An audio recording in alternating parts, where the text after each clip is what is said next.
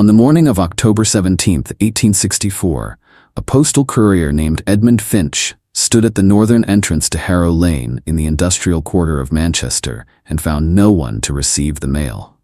The 17 residences that lined both sides of the narrow cobbled street, homes to 42 documented souls, had become a corridor of locked doors and unlit windows. What began as administrative inconvenience would spiral into an absence so complete that the street itself would be struck from municipal records by the decade's end, its existence disputed even by those who had walked its length. The investigation that followed would uncover not answers, but contradictions, evidence that pointed in all directions, testimonies that could not align, and a silence so profound it seemed less like disappearance than erasure.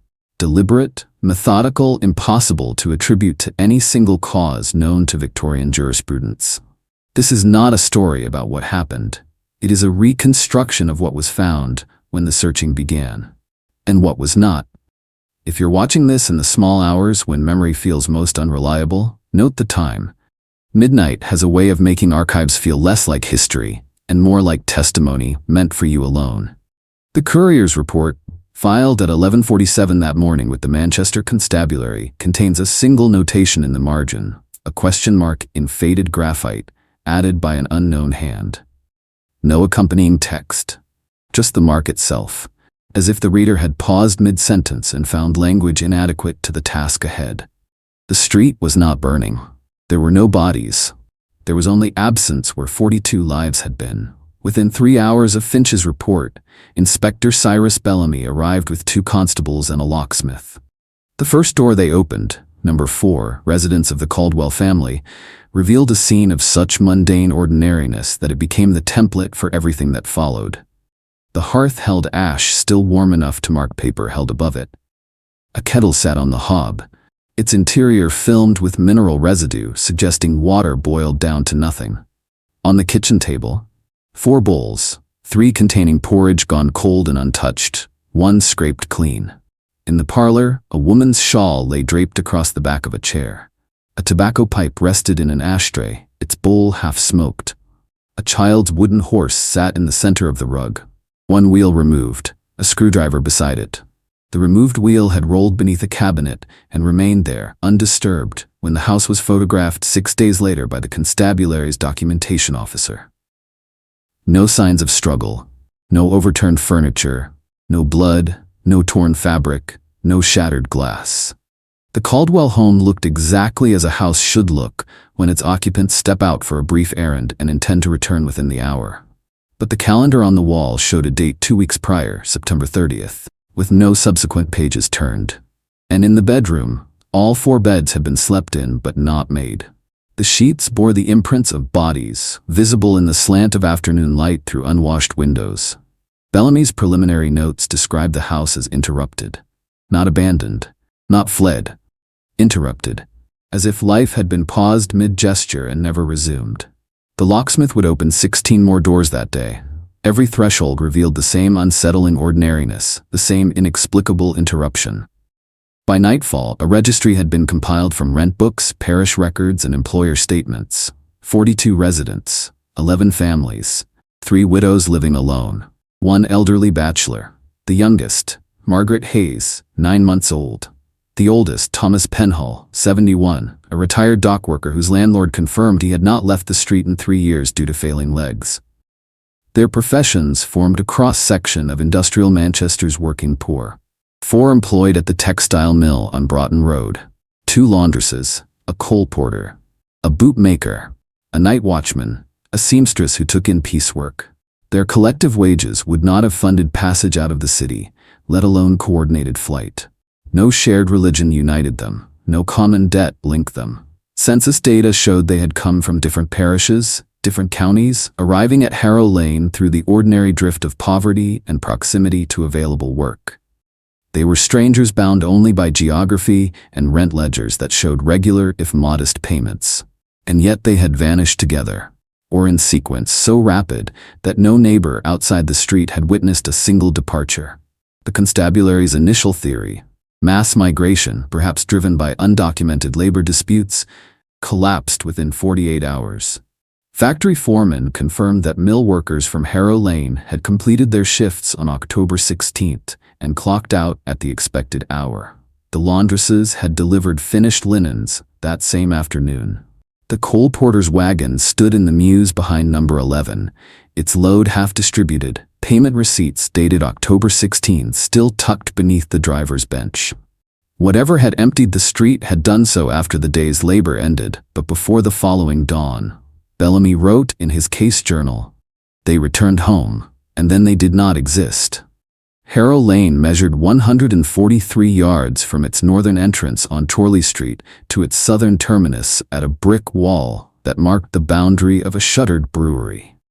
The street had no alleyways, no hidden passages, no rear exits that did not lead directly into the walled yards of adjacent properties. To leave Harrow Lane, one had to pass through either of its two narrow entrances, corridors barely wide enough for a single cart. This topography became critical to the investigation. The northern entrance faced a boarding house whose landlady, Mrs. Iris Poole, kept meticulous records of foot traffic due to her tenants' irregular hours. She maintained she had seen no unusual movement on October 16th or the morning of October 17. Her ledger showed 12 departures and 14 arrivals that evening, figures consistent with her typical occupancy, but none involved residents of Harrow Lane. The southern entrance opened onto a commercial yard where a night porter named Jacob Riss had been on duty from 8 o'clock the previous evening until 6 o'clock that morning. His statement, taken October 18th, was unequivocal. No one had passed through the southern gate during his watch. He had remained at his post without interruption, save for 2 brief intervals to stoke the yard's brazier. Each absence lasted no more than 5 minutes. If the residents of Harrow Lane had departed on foot, they had done so invisibly. If they had left by cart, they had done so silently through passages that did not exist, witnessed by no one in a quarter, where nighttime labor made empty streets an impossibility. The constabulary mapped every building adjacent to Harrow Lane, every wall, every cellar entrance, every shared boundary. They found no hidden openings, no forgotten tunnels, no structural anomalies that might explain mass undetected egress. The street was a trap by design, and 42 people had escaped it without leaving evidence of passage. What troubled investigators most was not the absence itself, but the quietude that preceded it. In a neighborhood where walls were thin and privacy was a luxury afforded only to the dead, 42 people had ceased to exist without producing a single sound remarkable enough to be remembered. The boarding house landlady recalled no raised voices, no crying children, no clatter of hurried departure. The night porter heard no cartwheels on cobblestones, no door latches clicking in sequence, no cluster of footsteps that might indicate coordinated movement.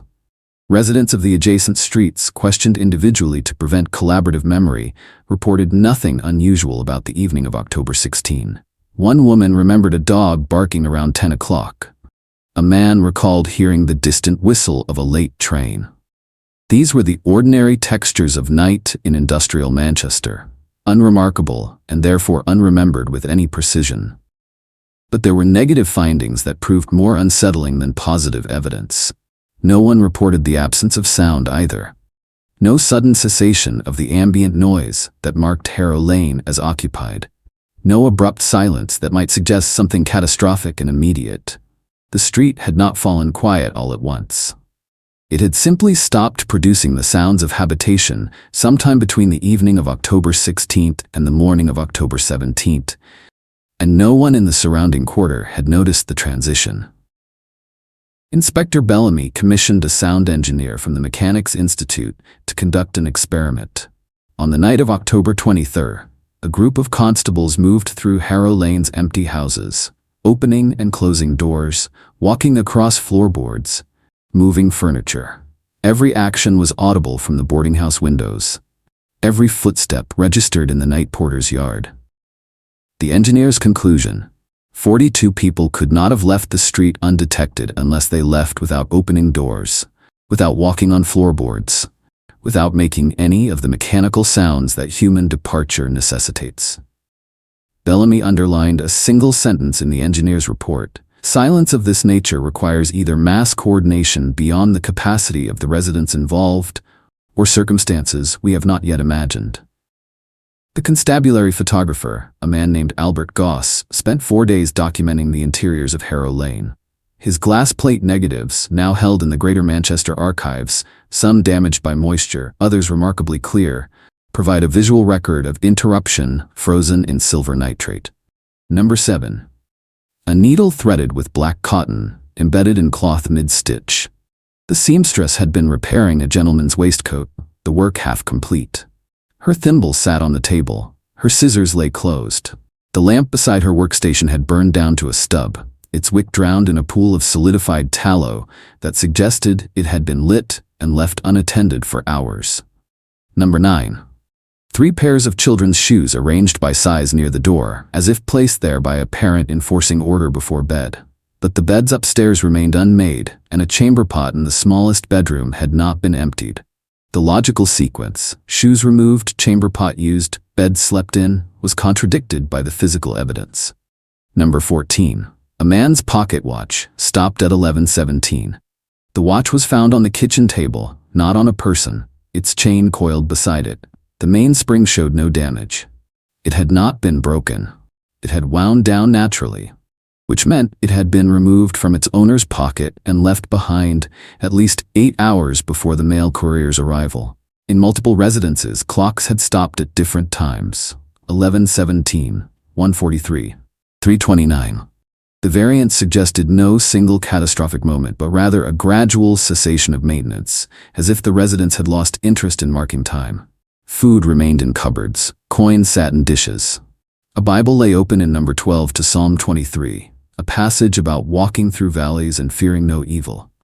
The bookmark, a ribbon of blue silk, had been placed at verse 4, the line about the shadow of death. None of these objects had been disturbed since the residents vanished. None showed signs of haste or panic. They were simply there, waiting for hands that would never return to claim them. On October 21st, 4 days into the investigation, a railway clerk named Horace Finlay came forward with information that had taken him that long to recognize as significant. On the evening of October 16th, he had been working the late shift at Victoria Station when a man matching the description of Robert Hayes, a coal porter from Harrow Lane and father of 9-month-old Margaret, had approached the ticket window and inquired about the cost of passage to Liverpool. Finlay remembered the exchange because Hayes had asked specifically about group rates. How many passengers? Finlay had asked. Hayes had paused, counted silently on his fingers, and said, 42. When Finlay quoted the price, Hayes had thanked him and walked away without purchasing tickets. The clerk thought nothing of it at the time. Industrial workers often priced passage they could not afford, dreaming of opportunities elsewhere. But when he read about the disappearances in the Manchester Guardian 4 days later, the number lodged in his mind with uncomfortable precision. 42. The exact count of Harrow Lane's missing. Bellamy immediately dispatched constables to Liverpool. They interviewed ticket agents at Lime Street Station, dockmasters at the port, foremen at warehouses known to hire transient labor. No one recalled a group of that size arriving from Manchester in mid-October. No one had processed travel documents or work permits for Robert Hayes or any other name from the Registry of Missing. The inquiry produced no bookings, no sightings, no record of 42 individuals moving as a coordinated unit toward any destination within 50 miles of Manchester. Hayes had inquired about passage, but he had not purchased it. And if he had led an exodus from Harrow Lane, he had done so without using any form of documented transportation. Bellamy's notation in the margin of Finlay's statement, premeditation without execution, or premeditation of something other than departure? The investigation had located its first evidence of intent, but intent toward what remained maddeningly unclear. The letter arrived at constabulary headquarters on October 24th, postmarked Manchester, but with no return address. It was written in a careful copperplate hand on paper of modest quality, the kind sold in bulk at stationers throughout the city, untraceable to any single purchaser. The envelope bore Bellamy's name but no official title, suggesting the sender knew him personally or had followed newspaper coverage closely enough to identify the lead investigator. The letter was brief. Inspector, you are looking in the wrong places. The residents of Harrow Lane did not leave. They were removed. If you wish to understand why, examine the land beneath the street. Not the street itself. What was buried determines what was taken. You will find no bodies because bodies were never the purpose. No signature. No demand for payment or recognition. No additional context that might explain the sender's knowledge or motive for writing. Bellamy read the letter 3 times, then ordered it photographed and filed as evidence. He did not dismiss it as the work of a crank. Anonymous letters were common in high-profile cases, but most sought attention or attempted to redirect blame. This one offered specificity without sensationalism. The phrasing, removed rather than departed, what was buried rather than what happened, suggested access to information the public did not possess.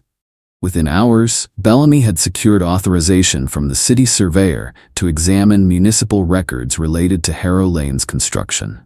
The street had been laid in 1791, part of an expansion of Manchester's industrial quarter to accommodate workers flooding in from the countryside.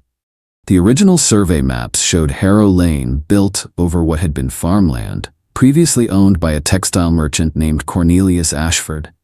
But there was an earlier map, dated 1787, tucked into a separate ledger marked Disputed Claims.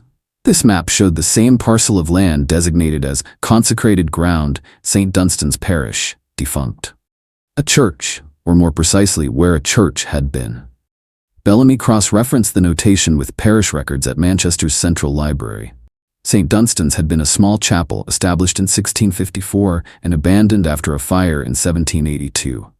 The building had been demolished, the stones sold for salvage. But the graveyard, the consecrated ground surrounding it, had never been formally deconsecrated. Harrow Lane had been built directly over forgotten graves. The city surveyor, a methodical man named William Thackeray, was summoned to provide testimony regarding the construction of Harrow Lane. He arrived with armfuls of documents, some dating back 70 years, their edges mouse-chewed and their ink faded to sepia. Thackeray confirmed that the 1791 construction had proceeded over the former site of St. Dunstan's churchyard. At the time, such practices were not uncommon. Manchester was expanding rapidly, and consecrated ground that no longer served an active parish was often repurposed for secular use.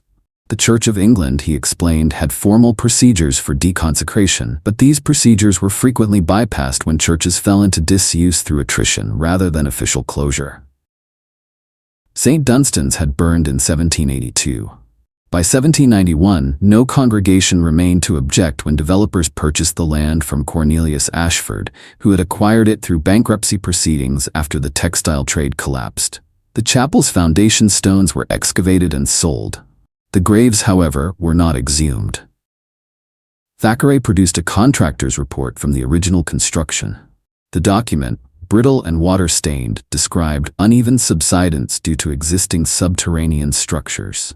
The contractor recommended additional foundation work to stabilize the street.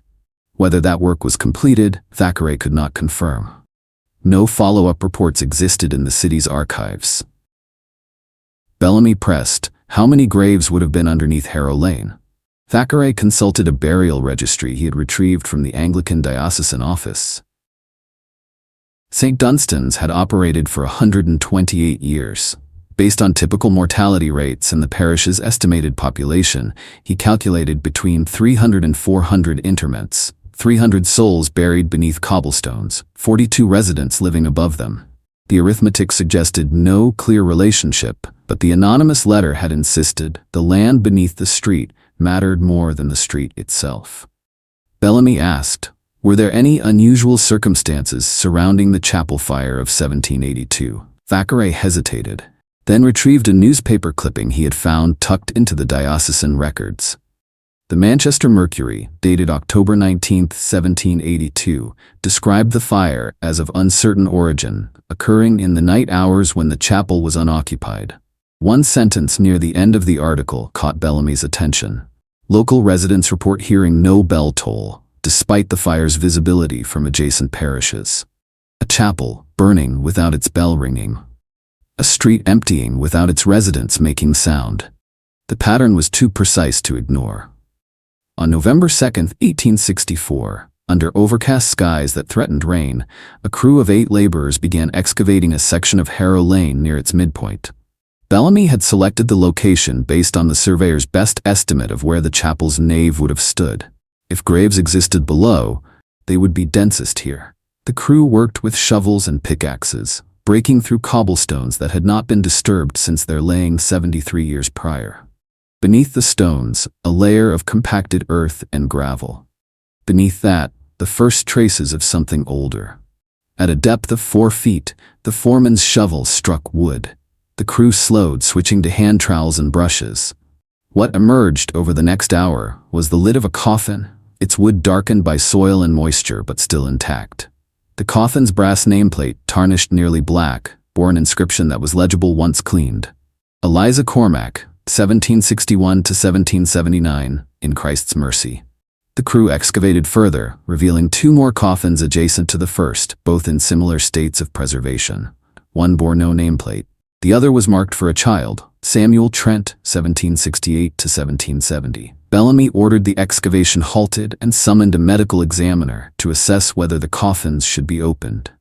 The examiner, Dr. Nathaniel Morse, arrived by mid-afternoon. He inspected the exposed coffins without touching them, noting their positions, their construction, their apparent age. His conclusion? The burials predated the street by at least a decade. Opening them would serve no investigative purpose unless Bellamy believed the disappearances were connected to the graves themselves. Bellamy asked, "Is it possible the residents of Harrow Lane disturbed these graves?" Dr. Morse examined the surrounding soil. No recent digging, no signs of disturbance beyond the crew's own excavation. The graves had remained sealed since their original interment. Then what, Bellamy pressed, would explain 42 people vanishing from a street built over 300 forgotten graves? Dr. Morse had no answer. He recommended the coffins be reburied and the street restored unless further evidence emerged to justify more invasive investigation. But that night, after the crew had departed and the excavation site lay covered with tarps weighted by stones, a second anonymous letter arrived at Bellamy's office. This one contained only a single line: "You have found where they rest, now find where they gather." The second letter prompted Bellamy to expand his inquiry beyond the graves themselves. If the anonymous sender was correct, the key lay not in what was buried, but in the gathering place, the chapel that had stood over the graves before it burned. Bellamy returned to the diocesan archives and requested all surviving records related to St. Dunstan's. The archivist, a thin man with ink-stained fingers, produced a single leather-bound volume, the chapel's parish register from 1654 to 1782. The register documented baptisms, marriages, burials, the ordinary rhythms of a small congregation serving Manchester's outer parishes. But near the end of the register, in entries dating from 1779 to 1782, the handwriting changed.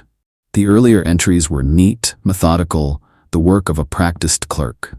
The later entries grew progressively erratic, the script slanting, the lines crowded, the margins filled with notations that were not standard clerical abbreviations.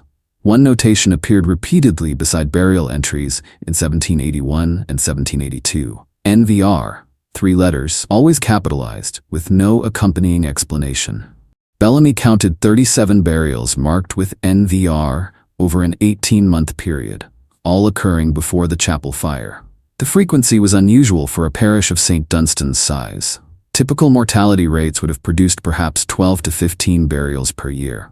37 in 18 months suggested epidemic, famine, or catastrophe, but no such events appeared in contemporary records of Manchester during those years. He cross-referenced the names with city records. Some had descendants still living in Manchester. Bellamy dispatched constables to interview them, asking if family histories contained any reference to St. Dunstan's or unusual circumstances surrounding their ancestors' deaths. The responses were fragmentary but consistent. Several families recalled stories of relatives who had vanished in the night or gone to the chapel and not returned. The stories had been passed down as folklore, embellished into ghost tales told to frighten children.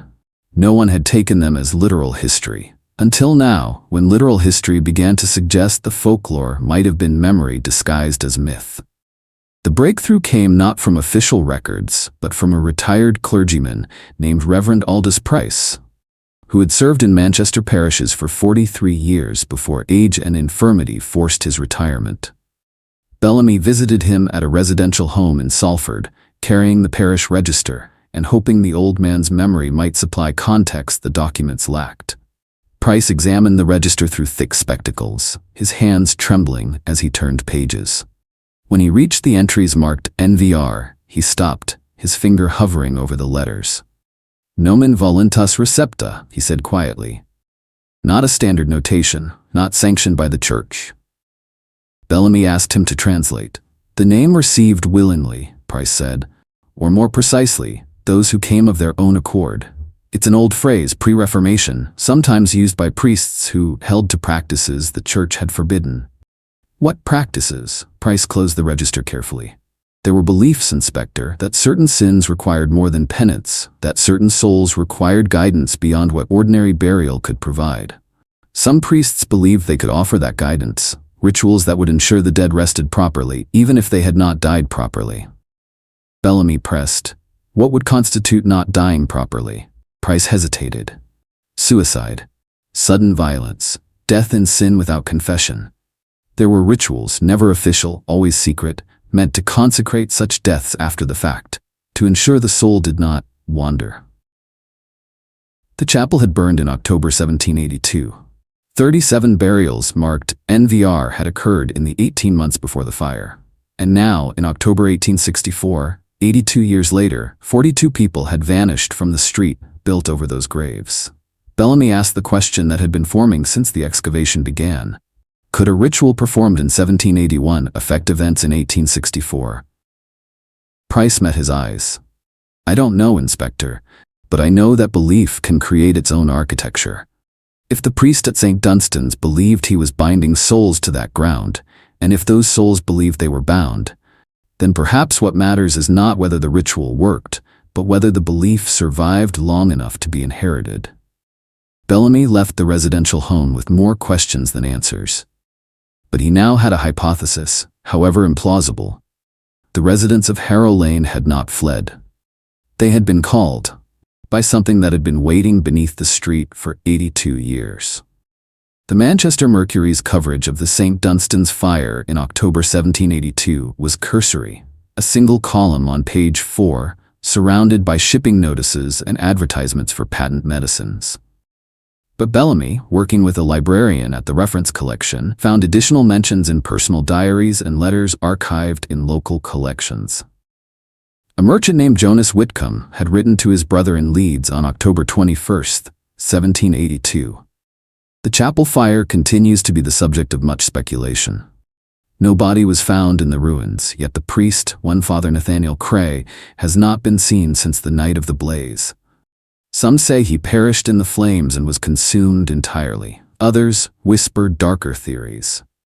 Darker theories. Whitcomb did not elaborate. A second letter, this one from a school teacher named Mary Hendricks to her cousin in York, provided more detail. The chapel burned on a Saturday night. By Sunday morning, the tower had collapsed and the nave was open to the sky. They found no bodies, but in the ashes near the altar they found Father Cray's cassock, laid out flat as if he had removed it deliberately and placed it there. Inside the cassock, 37 stones, each marked with initials.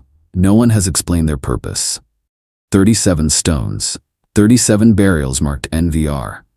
Bellamy requested access to evidence held by the church regarding the fire. The diocesan archivist informed him that no such evidence existed. The fire had been investigated informally by the bishop's office, but no formal inquiry had been conducted. Father Cray was presumed dead. The chapel was not rebuilt. The matter was considered closed. But in a ledger marked Disciplinary Actions, 18th century, Bellamy found a single notation dated August 1881, 14 months before the fire. Father Nathaniel Cray, St. Dunstan's Parish, warning issued regarding unauthorized sacramental practices. Further inquiry suspended pending correction. No details. No description of what the unauthorized practices entailed. Just a warning, and then silence. Bellamy assembled the timeline. August 1781, Father Cray warned. September 1781 through early 1782, 37 burials marked NVR.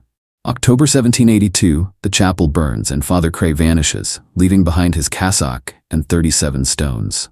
The residents of Harrow Lane had begun disappearing on October 16, 1864, 82 years and 3 days after the chapel fire. The dates were not coincidental, they could not be. Someone, or something, had been measuring time very precisely. By mid-November, Bellamy had compiled a dossier that read less like a police investigation and more like an archaeological dig through layers of forgotten belief. He arranged the evidence on a table in the constabulary's documentation room and stood over it, searching for the pattern that would transform fragments into clarity. The graves beneath Harrow Lane, more than 300, dating from 1654 to 1782. The 37 marked NVR, burials occurring in the final 18 months before the fire. The residents of Harrow Lane, 42 in total, living directly above the consecrated ground. The arithmetic was close but not exact, 37 and 42. The difference, 5. Bellamy searched the burial register for additional entries near the date of the fire. He found 5 burials recorded in October 1782, after the fire, with no church to enter them in. These burials had been conducted in the graveyard itself with no accompanying rites noted. The register listed them in a hurried hand, as if the clerk had been recording events after the fact. Thomas Birch died October 19th, buried October 21. Margaret Sable died October 19th, buried October 21. 5 deaths, 5 burials, all occurring in the 3 days immediately following the chapel fire. 37 burials before the fire, marked with the notation NVR. 5 burials after the fire, with no notation at all. Together, 42. Bellamy felt the weight of the pattern settle over him like a cold hand. The number was not arbitrary, it was a sum. A completion of something begun 82 years earlier. He consulted medical records from 1782, hoping to find cause of death for the 5 buried after the fire. No records existed. The deaths had gone undocumented beyond the register itself, as if they had occurred outside official notice, or as if those who died had done so in circumstances no one wished to formalize. But there was one final piece of evidence, discovered almost by accident, a sketch in the margin of the parish register, beside the entry for the last of the 5 October burials. The sketch showed a door, just a simple outline, 4 straight lines forming a rectangle. Beside the door, a single word in Latin, half obscured by water damage but still legible. Ingressus, entry, or entrance. Someone had drawn a door in the margin of a burial register and labeled it as an entrance. Bellamy stared at the sketch for a long time, trying to understand what it meant. A door to where? An entrance for whom? The answer, he suspected, lay not in the past, but in what the past had left waiting beneath Harrow Lane. On November 18th, Bellamy authorized a second excavation, this time targeting the southern end of Harrow Lane, where the chapel's altar would have stood. The crew worked in silence, unnerved by the first dig and by rumors that had begun circulating in Manchester's papers. Stories of cursed ground, of streets that swallowed their residents, of constables digging up the dead to explain the disappearance of the living. At 6 feet below the cobblestones, the crew uncovered something unexpected. Not coffins, but stones.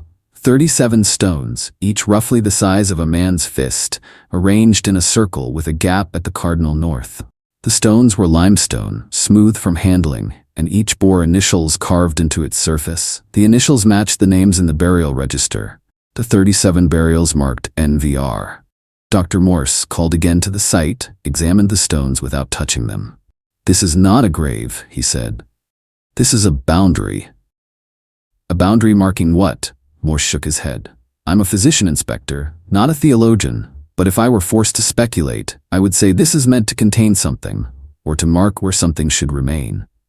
Bellamy photographed the stones in situ, then ordered them removed one by one and catalogued. As each stone was lifted, the soil beneath proved different from the surrounding earth. Darker, denser, as if it had been saturated with something other than water. The smell was faint but distinctive. Not decay, but mineral. Sulfur mixed with iron, the scent of deep earth brought to the surface. Beneath the circle of stones, at a depth of 8 feet, the crew found the chapel's altar stone. It had not been salvaged with the rest of the building. It had been buried deliberately, placed face down so that its consecrated surface touched the earth. Carved into the underside of the stone, invisible when the altar had stood in the chapel, was an inscription in Latin, Qui intrat non reddit, qui manet vocor. Who enters does not return, who remains is called. The crew stopped digging. Bellamy ordered the altar stone left in place, the excavation filled, the street restored. But he knew the inscription would remain in his mind long after the dirt had been shoveled back into place. The residents of Harrow Lane had not left. They had entered, and whatever they had entered was still beneath the street, waiting for the next October to arrive. In late November, a woman named Abigail Fenwick came forward, claiming she had information about Harrow Lane. She was 47, a seamstress living in Ardwick, and she had been reluctant to speak earlier because her story sounded, in her words, like the ravings of a gin-soaked mind. Bellamy interviewed her in a private room at the constabulary. She sat with her hands folded, speaking slowly, choosing each word with care. She had lived on Harrow Lane as a child, she explained, from 1823 to 1829. Her family had rented number 9, the same residence where, in October 1864, children's shoes had been found arranged by the door. She remembered the street as narrow and dark, the houses always damp, the air always carrying a smell like old iron. But what she remembered most was the dreams. Everyone on Harrow Lane had the same dreams, she said, adults and children alike. Dreams of standing in a chapel that didn't exist, listening to a voice that spoke in a language no one understood, but that everyone somehow knew was calling their names. The dreams began in October each year and faded by December. Her parents had dismissed them as fever dreams brought on by the cold weather and poor ventilation. But in October 1829, Abigail's father had woken in the night and begun walking toward the cellar. Her mother had followed him, calling his name, but he hadn't responded. He had descended the cellar stairs and stood facing the rear wall, his hands pressed flat against the brick, as if feeling for something hidden behind it. Her mother had shaken him awake. He had no memory of leaving the bed. 3 days later, Abigail's family left Harrow Lane, breaking their lease and forfeiting their deposit. They never returned. Her father refused to speak of the incident, and when Abigail asked about it years later, her mother would only say, "That street wanted something from us, and we did not stay long enough to find out what." Bellamy asked, "Why come forward now?" Abigail met his eyes. "Because I read in the papers that children's shoes were found in number 9, arranged by the door. We arranged our shoes the same way when we lived there. Every night, my mother insisted on it. She said it was so we could leave quickly if we needed to." "If you needed to leave?" Bellamy asked. "Or if something needed you to stay?" Abigail had no answer. But her testimony added a new dimension to the investigation. The street had been exerting its influence for decades, and the residents of 1864 were not the first to feel its pull. Bellamy assigned 2 constables to trace the occupancy history of Harrow Lane from 1791 to 1864. The task required weeks of combing through rent records, census returns, and parish registries. What emerged was a pattern of transience so pronounced it seemed almost designed. No family remained on Harrow Lane for more than 7 years. Most stayed fewer than 4. Landlords reported high turnover, frequent broken leases, and an unusual number of tenants who left without notice or forwarding addresses. The street's reputation in the rental market was poor. It commanded below-market rates despite its proximity to mill employment. More troubling, every October from 1823 to 1863, at least one family departed Harrow Lane abruptly. The pattern was so consistent that one landlord, interviewed by constables, admitted he no longer tried to fill vacancies after mid-September. "Wait until November," he had told prospective tenants. "See who's left, then take your pick." But October 1864 had been different. No one had left in September. The street had been fully occupied for the first time in decades. 42 residents with nowhere else to go, trapped by poverty or circumstance or the simple inertia of exhaustion. And then they had all vanished at once, as if the street had been waiting for the moment when every door was occupied, Every bed slept in, every name on the register complete. Bellamy compiled a list of former residents and attempted to locate them. Of the dozens who had lived on Harrow Lane since 1823, he found only 11 still alive and willing to speak. Their accounts varied in detail but converged on several consistent points: the dreams in October, the smell of iron and sulfur, the sensation of being watched from below, the compulsion to descend into cellars or stand at certain spots in the street where the cobblestones felt warmer underfoot. One man, a former coal porter named Samuel Druitt, described waking one October morning to find his wife standing in the middle of Harrow Lane at 4 o'clock, barefoot, staring at the ground. When he brought her inside, she said she had heard singing, a hymn in Latin, coming from beneath the street. Druitt moved his family out the next day. None of the former residents could explain why they had been spared when the residents of 1864 had not. But several offered the same unsettling observation. They had left before the dreams became unbearable, before the compulsion to answer the call became stronger than the will to resist. The residents of 1864, Bellamy realized, had stayed too long. In December, an antiquarian bookseller named Oscar Pettigrew contacted Bellamy with an item that had come into his possession through an estate sale: a personal journal belonging to Father Nathaniel Cray, dated 1779 to 1782.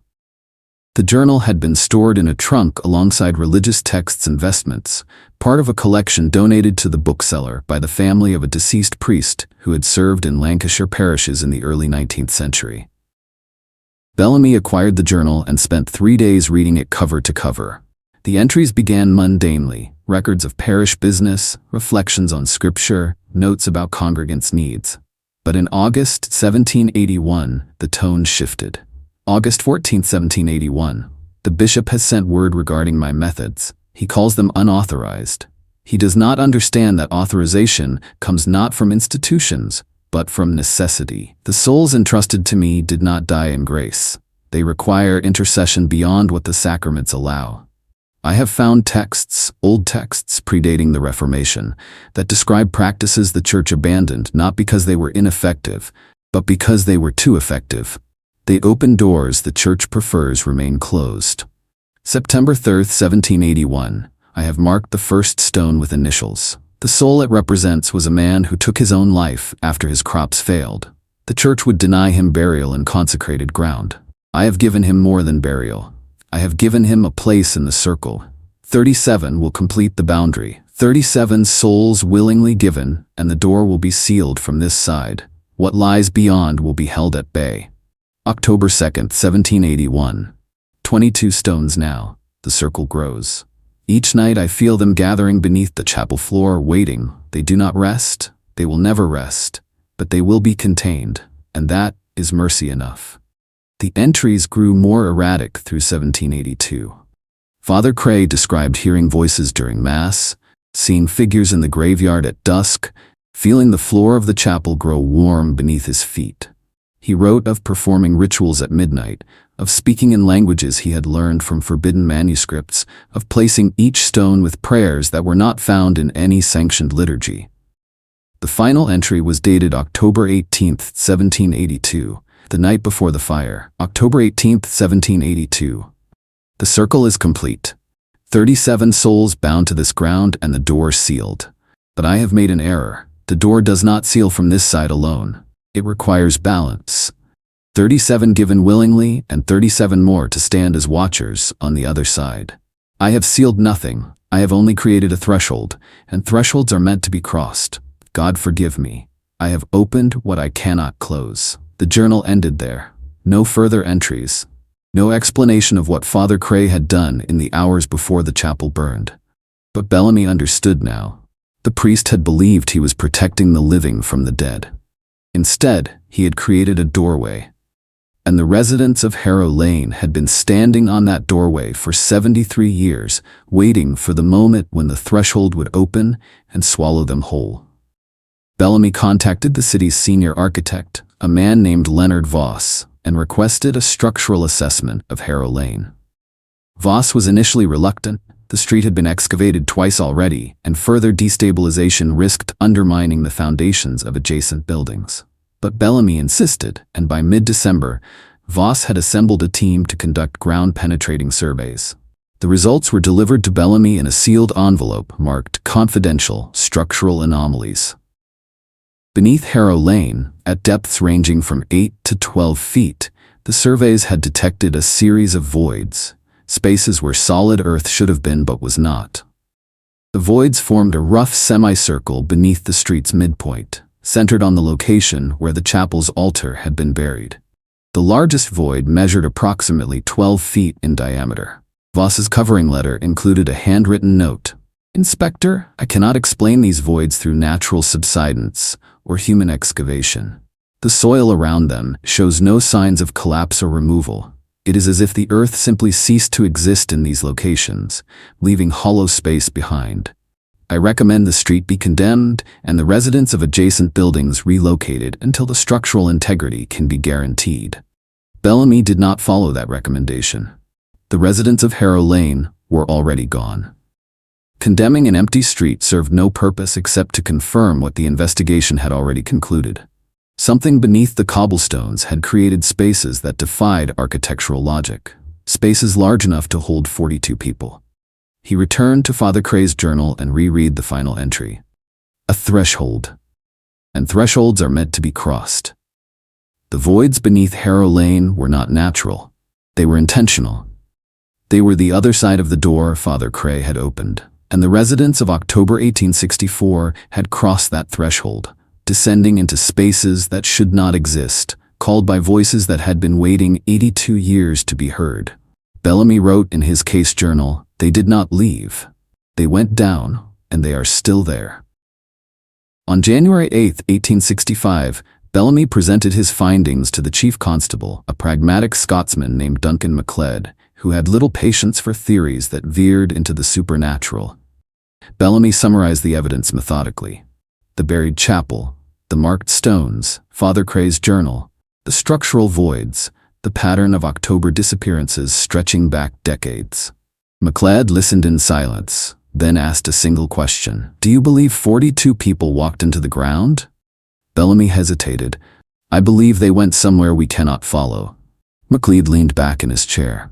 "Inspector, you have compiled an impressive collection of historical curiosities, but nothing you have presented constitutes evidence of a crime. No bodies, no witnesses to abduction, no indication of foul play. The residents of Harrow Lane are missing, not murdered. Until you produce evidence otherwise, this case remains unsolved but inactive." Bellamy argued that the case demanded continued investigation. The pattern suggested recurrence. If it had happened in 1864, it could happen again.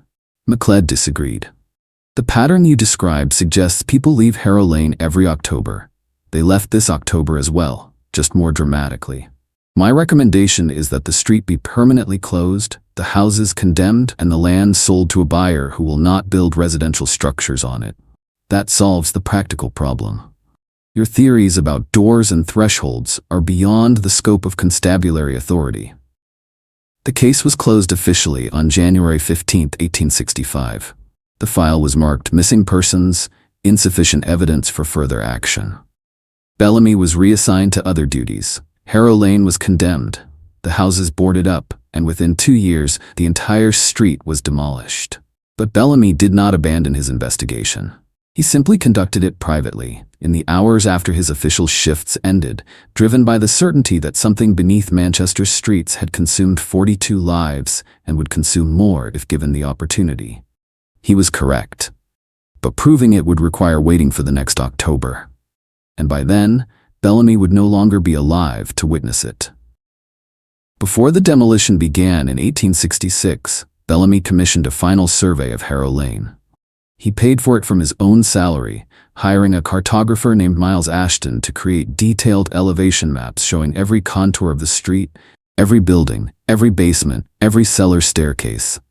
Ashton worked through February and March, producing a set of maps so precise they included measurements down to the inch. What the maps revealed disturbed Bellamy more than any evidence he had previously uncovered. The cellars beneath Harrow Lane did not align with the houses above them. The measurements were off by several feet in multiple locations, as if the foundations had shifted over time, or as if they had never properly aligned in the first place. In 3 houses, numbers 4, 9, and 14, the cellars extended beyond the building footprints, creating underground spaces that had no access from above.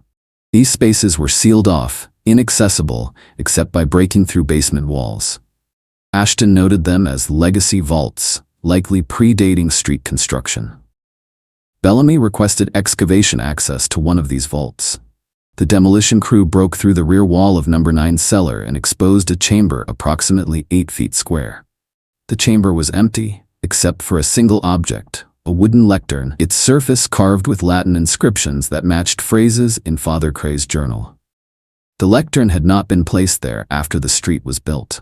It had been there before, part of the chapel's furnishings, buried when the foundations were laid.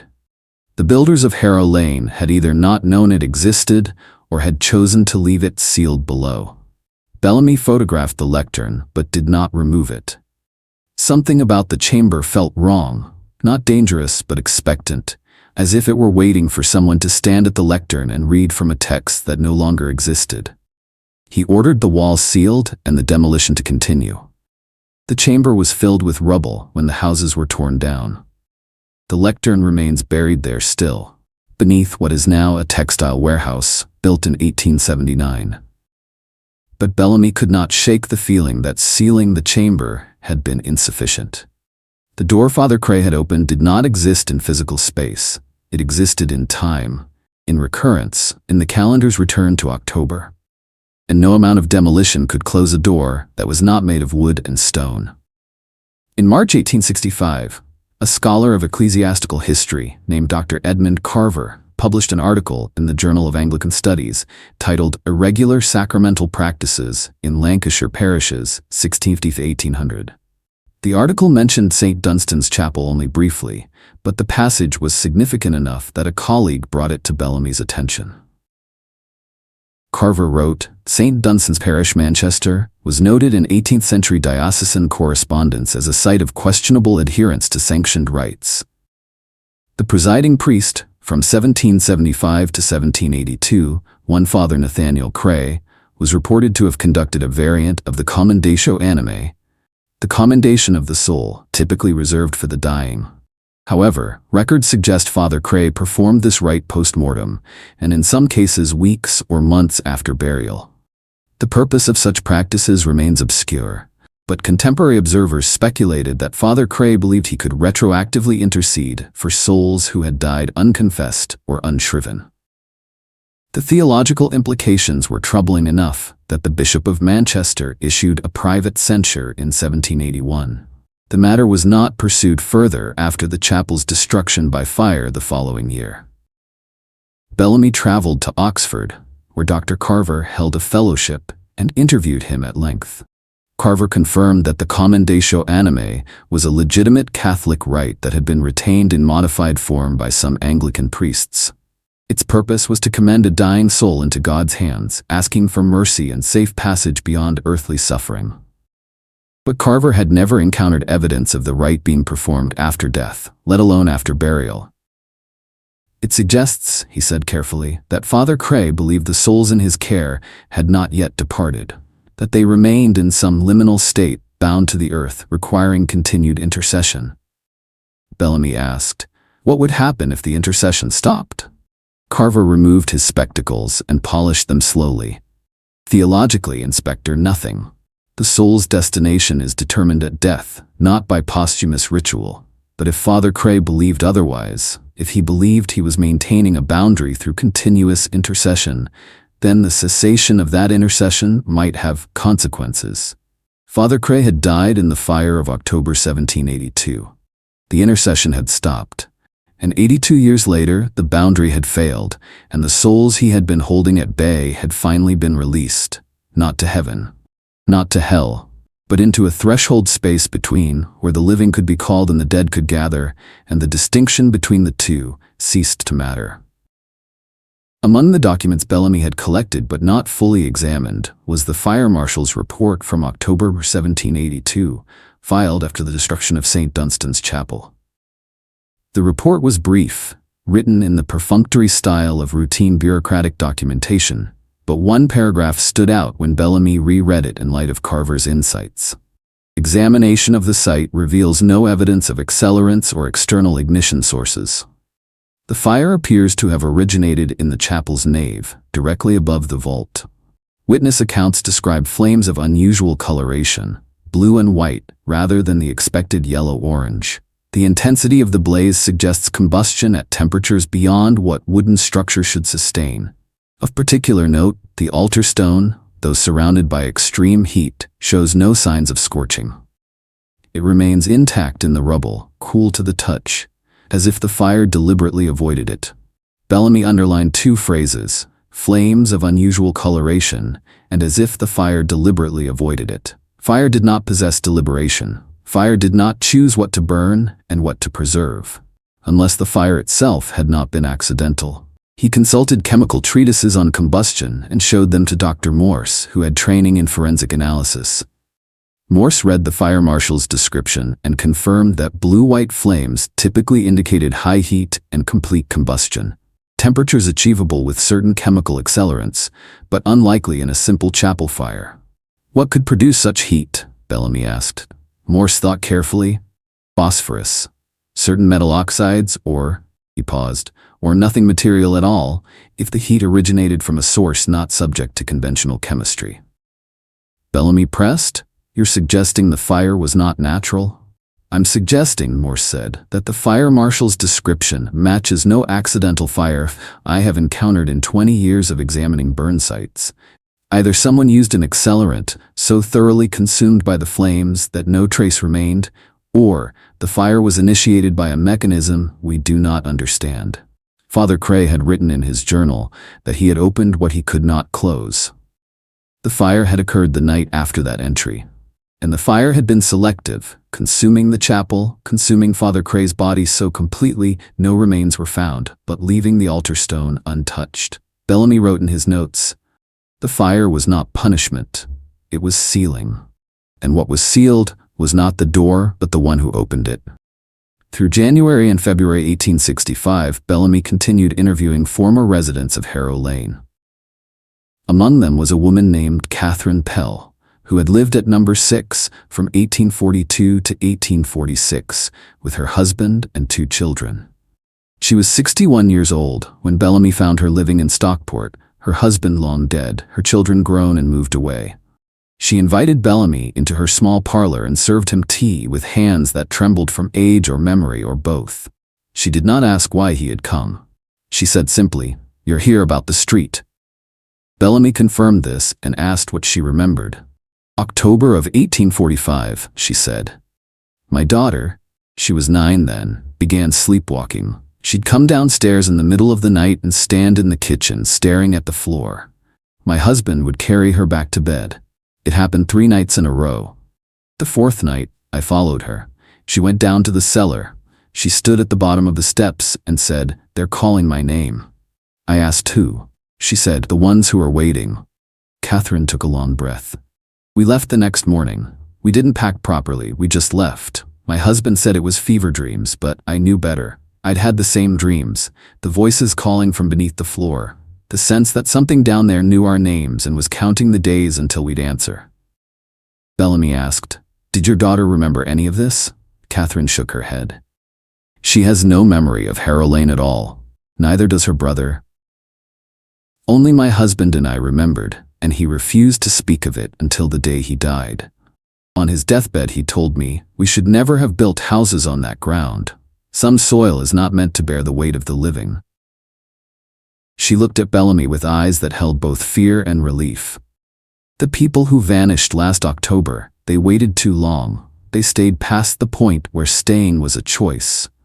Whatever was beneath that street had been patient for a long time. But patience has limits, Inspector. And when the limit is reached, the calling stops being a suggestion." Bellamy asked if she had ever gone back to Harrow Lane. "Never," Catherine said. "And I never will." Even now that it's gone, I won't walk past where it used to be. Because I don't think it's truly gone. I think it's just waiting for someone else to build on that ground and start the cycle again. While organizing his files in March 1865, Bellamy discovered a discrepancy in the city's land records. The parcel where Harrow Lane had stood was not accurately represented on Manchester's official maps. The street appeared in census documents and tax rolls, but on surveyors' maps dating from 1820 onward, the parcel was marked as open ground, unsuitable for construction. Bellamy requested the original surveyor's notes from the city archives. What he found was a memorandum dated April 1819, written by a surveyor named Philip Wainwright. Examination of the parcel formerly occupied by St. Dunstan's Chapel reveals ground instability unsuitable for permanent structures. Multiple test excavations show subsurface voids of unknown origin. Recommend parcel remain undeveloped pending geological assessment. The recommendation had been ignored. Harrow Lane was already built by 1819, the houses already occupied. Wainwright's assessment came 28 years after construction, yet he had described the ground as if the street did not exist. Bellamy found Wainwright's death certificate. The surveyor had died in October 1821, 2 years after filing his report. Cause of death, accidental fall into unsealed excavation site. The location of the accident, the southern terminus of Harrow Lane. Bellamy traveled to the cemetery where Wainwright was buried and located the grave.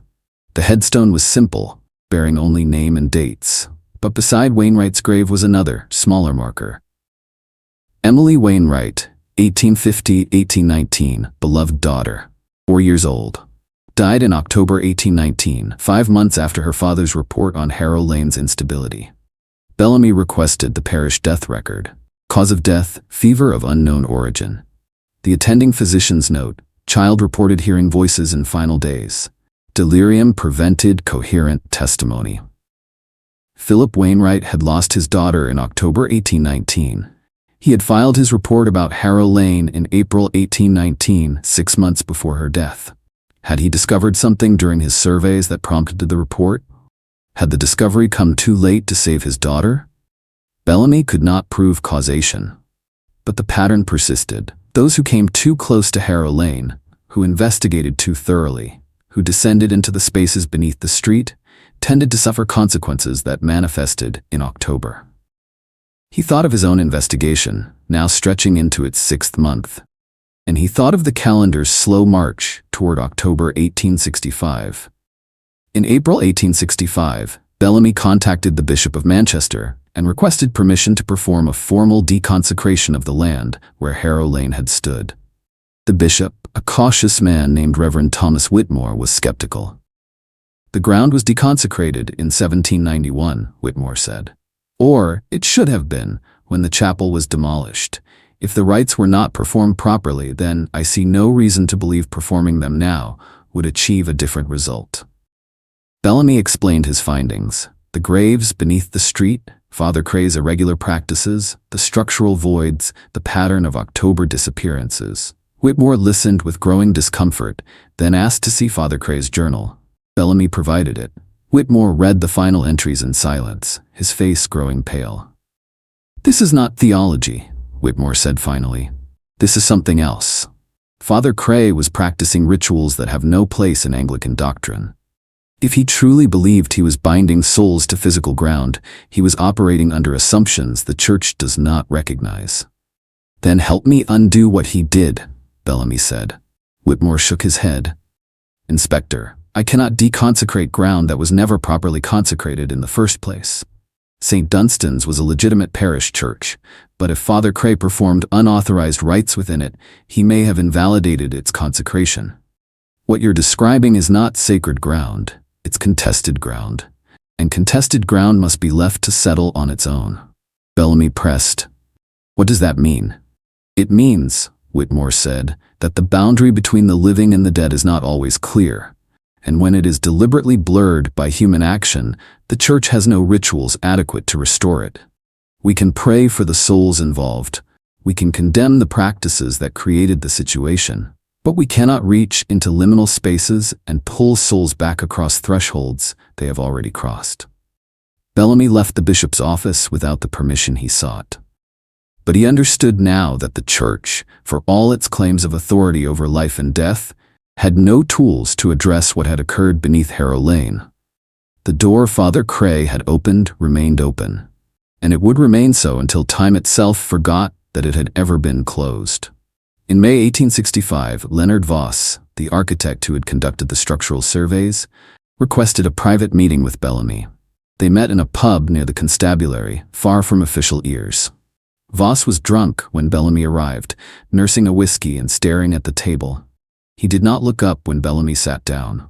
"I lied in my report," Voss said quietly. "Not about the voids. Those are real. But I lied about not understanding them." Bellamy waited. "I've encountered similar structures before," Voss continued. "In Bristol, 1851, a tenement built over a plague pit. In Liverpool, 1858, a factory constructed on the site of a demolished prison.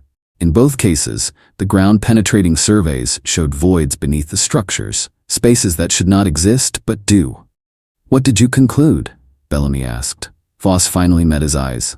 "That some ground refuses to remain solid.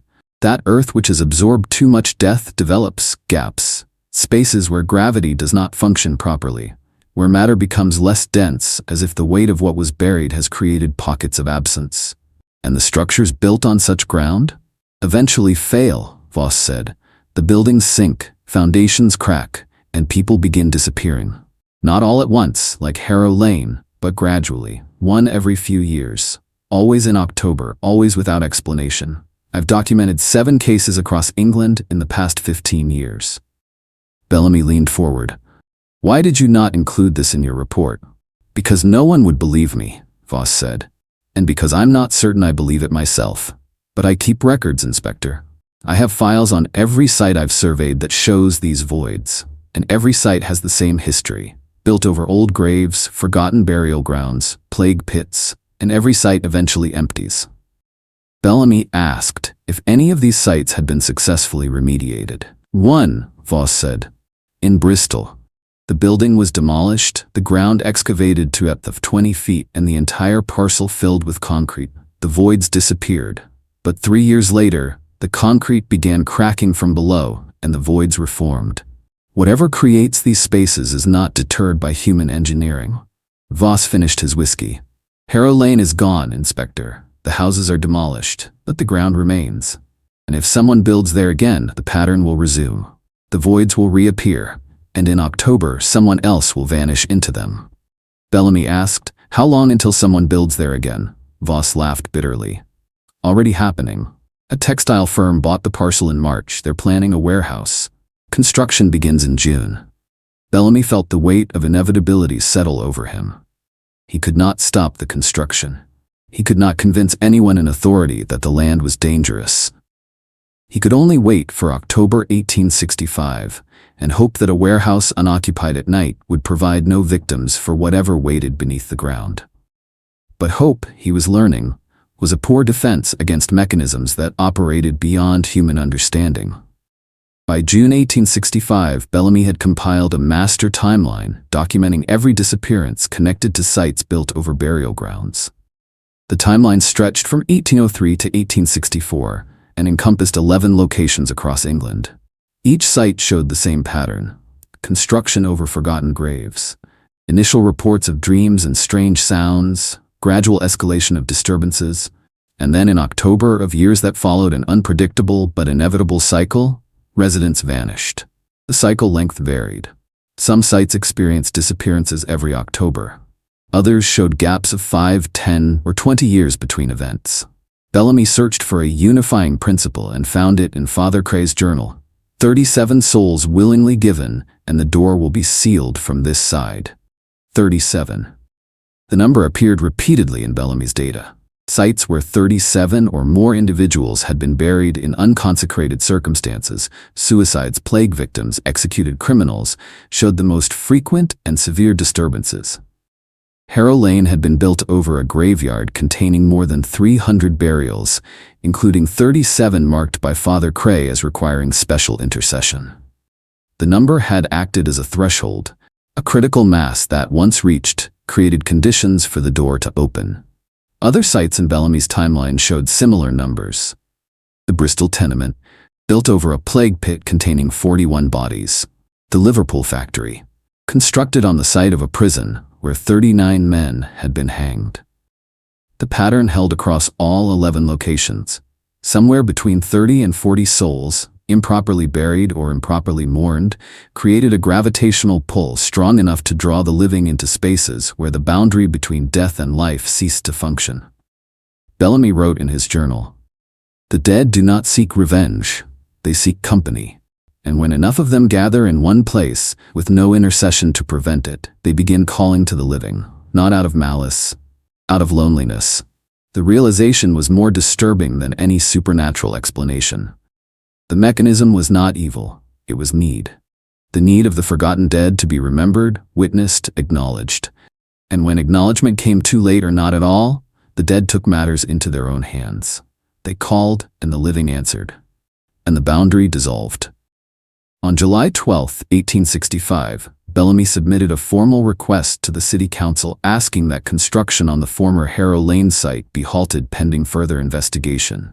The request was denied within 3 days. The Council's response cited lack of credible evidence and unsubstantiated claims of supernatural activity. Bellamy appealed the decision, providing copies of his research, architectural surveys, and historical documentation. The appeal was rejected by a vote of 11 to 2. One councilman, in remarks recorded in the meeting minutes, stated, "Inspector Bellamy has allowed grief over unsolved disappearances to cloud his judgment. We cannot halt legitimate commercial development based on ghost stories and coincidences." Bellamy was reprimanded by the chief constable for overstepping his authority. MacLeod made clear that further pursuit of the Harrow Lane case, officially closed since January, would result in suspension or dismissal. Bellamy complied outwardly. He returned to his regular duties, but privately he continued monitoring the construction site, visiting it twice weekly to observe the warehouse's progress. By late August, the foundation had been poured and the framework erected. The building was on schedule for completion in early October.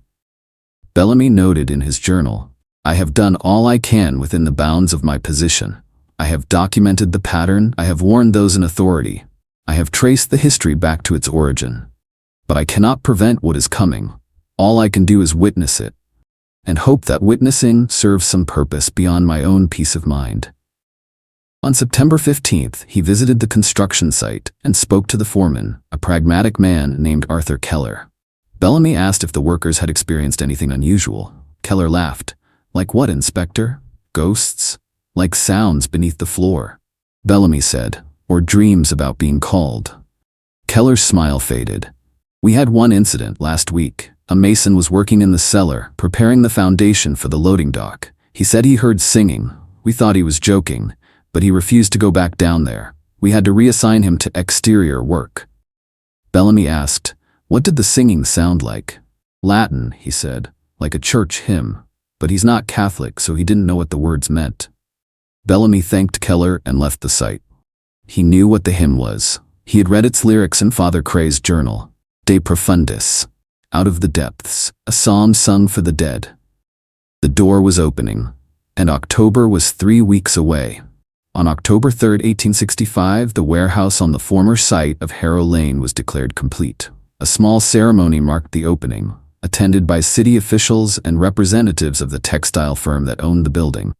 The warehouse would employ 30 workers during the day shift, 15 at night.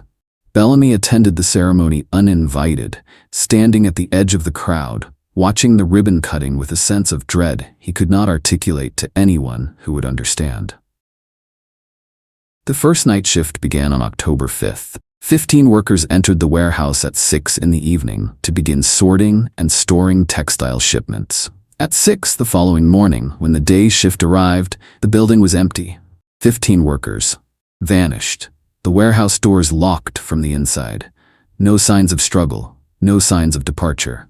The constabulary was called. Bellamy was not assigned to the case. Officially, he had no role in the investigation. But he went to the site anyway, arriving before the other investigators. The warehouse interior was vast, supported by iron pillars and lit by gas lamps that still burned from the night before. The floor was concrete, poured over the same ground where Harrow Lane's cobblestones had been. In the center of the main floor, directly above where the chapel's altar had been buried, the concrete showed a circular crack, roughly 12 feet in diameter. Bellamy knelt beside the crack and pressed his hand against it. The concrete was warm, not from the gas lamps. From below, the other investigators arrived and began their work. They searched the building top to bottom. They questioned the day shift workers who had found the warehouse empty. They examined the locks, the windows, the loading dock. They found no explanation. McLeod arrived by mid-morning and pulled Bellamy aside. "You knew this would happen." "I tried to prevent it," Bellamy said. "Your report is in my office," McLeod said. "I read it last night, all of it. The journal, the surveys, the timeline. I thought you were mad. But now 15 more people are gone, and I'm forced to consider that you were right." Bellamy felt no satisfaction in being believed. "What will you do?" "Close the building," McLeod said. "Seal it. Post guards to ensure no one enters, and pray to God that whatever is beneath this floor does not decide to come up." The warehouse was sealed that afternoon. Guards were posted. But Bellamy knew it was insufficient. The pattern had resumed. The dead beneath the ground had been patient for 83 years, and now they had claimed 15 more souls. The number was growing, and it would continue growing until someone found a way to close the door Father Cray had opened. But Bellamy was 62 years old, exhausted by months of investigation and running out of time to find an answer. In the weeks following the warehouse disappearances, Manchester's papers exploded with speculation. The Manchester Guardian ran a series of articles under the headline, "The Harrow Lane Curse," detailing the street's history and connecting the 1864 disappearances to the new vanishings. Other papers picked up the story, sensationalizing it with illustrations of gaping holes in the earth and victims being dragged into darkness by skeletal hands. The textile firm that owned the warehouse disavowed any responsibility. They cited the city's approval of the construction, the structural inspections that had found nothing amiss, the lack of any warning that the land was dangerous. They threatened legal action against anyone who suggested the disappearances were connected to the site's history. But public opinion had turned. Residents of surrounding neighborhoods demanded the warehouse be demolished. Petitions circulated calling for the land to be permanently sealed, converted into a memorial park, or simply left empty as a warning to future developers. The city council, embarrassed by the second catastrophe in as many years, agreed to a formal inquiry. Bellamy was called to testify.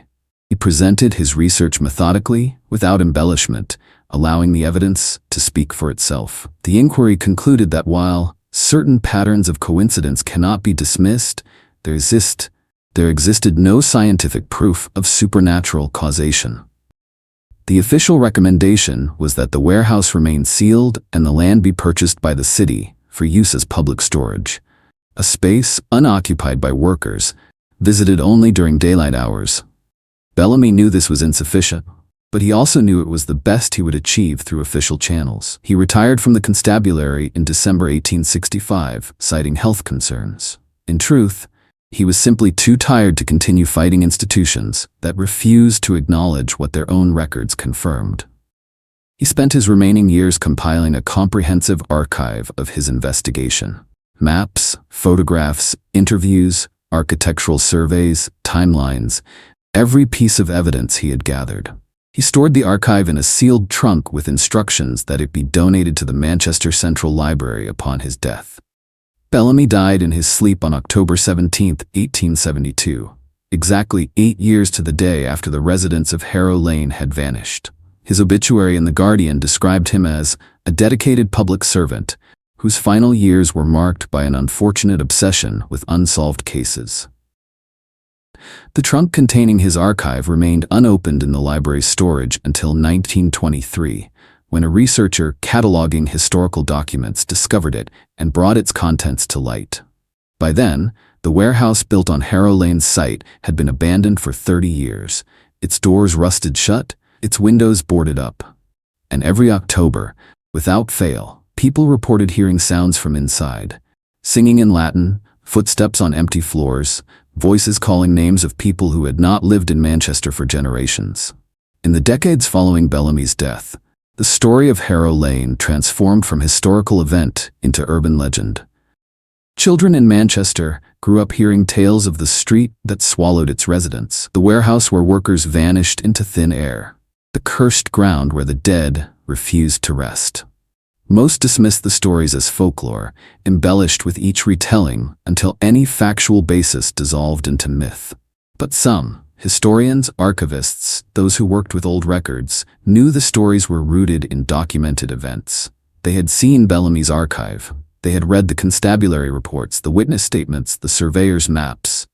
They knew that between October 1864 and October 1865, 57 people had vanished from the same parcel of land in Manchester.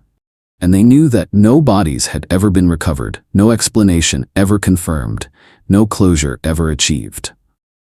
The warehouse was finally demolished in 1931, not because of its history, but because it had become structurally unsound.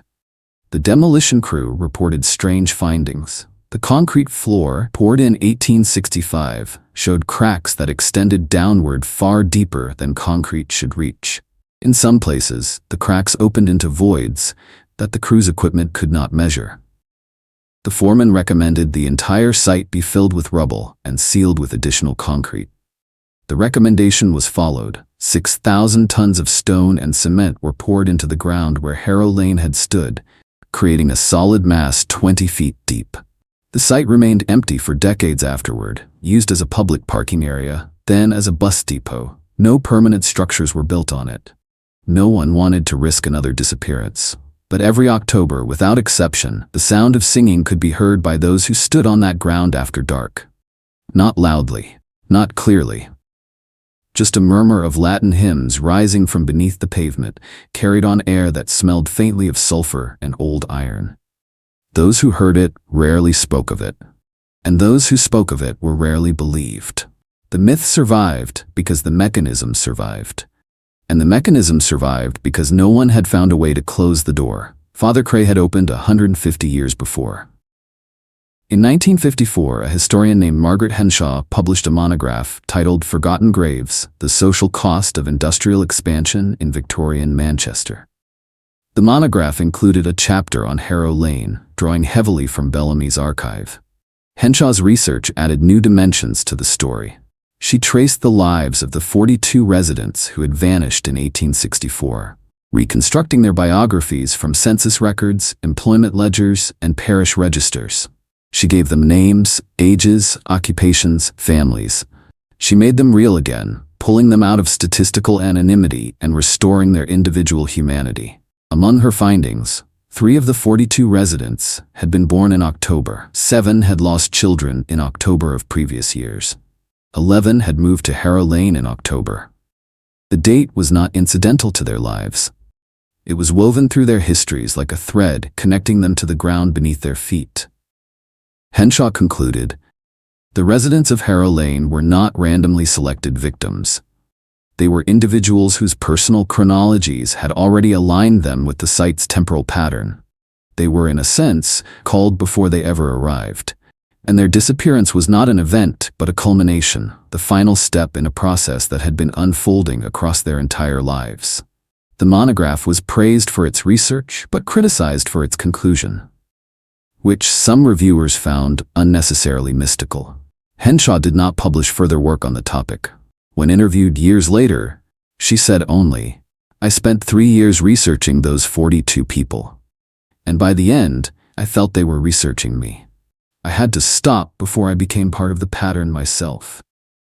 Bellamy's archive remained in the Manchester Central Library, accessible to researchers but rarely consulted.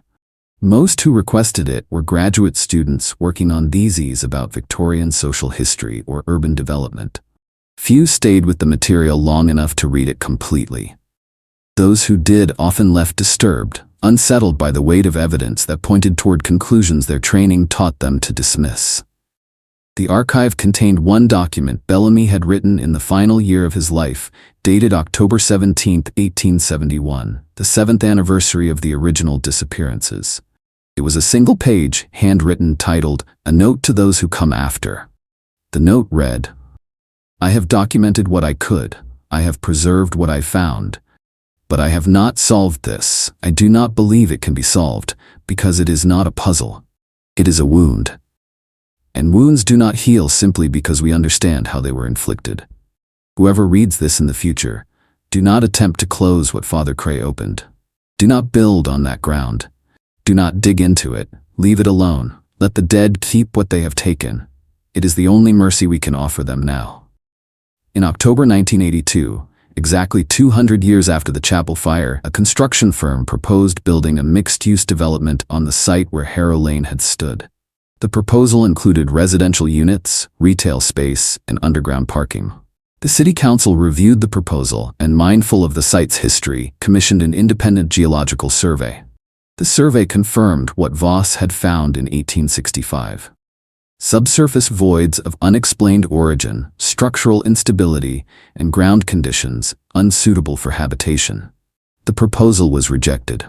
The site remained a bus depot, the pavement cracked and weedy, the ground beneath it filled with concrete and rubble, and the ghosts of mechanisms no one had successfully dismantled.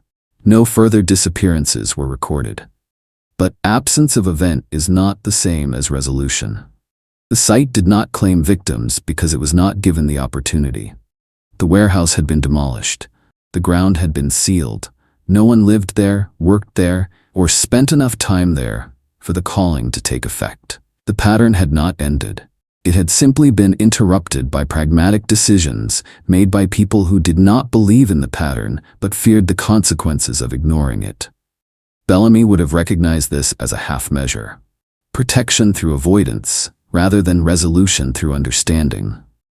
But he would also have acknowledged it as the best outcome achievable, given the limits of institutional belief and the persistence of mechanisms that operated beyond those limits. The dead beneath the ground remained. The door Father Cray had opened remained. The only difference was that the living, through accident or wisdom, had stopped standing close enough to hear the calling. But silence, as Bellamy had learned in his investigation, was not the same as absence.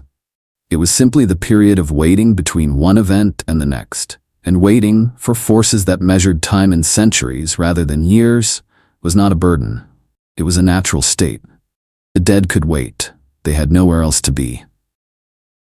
This account, compiled from Bellamy's archive, the Manchester Constabulary records, diocesan registries, personal diaries, and structural surveys held in various institutions across England, represents the most complete reconstruction possible of events that occurred between October 1864 and October 1865. It does not answer every question. It cannot explain the mechanism by which 42 residents vanished from Harrow Lane, or how 15 workers disappeared from the warehouse built on that ground. It cannot prove that Father Cray's rituals created a door between the living and the dead, or that such doors can remain open for centuries. What it can prove is that the pattern exists, that it recurs, that it is documented, and that those who ignored the documentation paid the price for that ignorance. The site where Harrow Lane stood exists today as a parking lot serving a commercial district in what is now Greater Manchester. The pavement is modern asphalt, laid in 1998 during a streetscape improvement project. Beneath the asphalt, layers of earlier pavement, then the concrete poured in 1931, then the rubble from the demolished warehouse, then the ground itself, the same ground that held St. Dunstan's graveyard. The same soil that absorbed 300 burials over 128 years. No marker indicates the site's history. No plaque commemorates the 57 people who vanished. The only record is in archives that most people will never read, in documents that most people would not believe even if they encountered them. But every October, without exception, those who walk across that parking lot late at night report the same sensation. The ground beneath their feet feels warmer than it should. The air smells faintly of iron and sulfur, and if they stand still long enough, they hear singing, quiet, distant, but unmistakable. A hymn in Latin, rising from depths no excavation has ever reached. The archive remembers what the living have forgotten, and it waits, like the dead beneath the ground, for the moment when forgetting becomes dangerous again. When someone decides the land is safe, when someone builds, when someone stays too long in October. when the pattern, interrupted but not ended, resumes its ancient work, because doors once opened are never truly closed. They are only waiting for someone to remember they exist. And memory, like the ground beneath Manchester's streets, has layers that go deeper than anyone wants to believe. If you've read this far, you have witnessed what the archive contains. What you choose to do with that witnessing is your own decision. But remember, some knowledge carries weight, and weight, given enough time, becomes gravity. And gravity pulls downward into spaces where the living were never meant to go.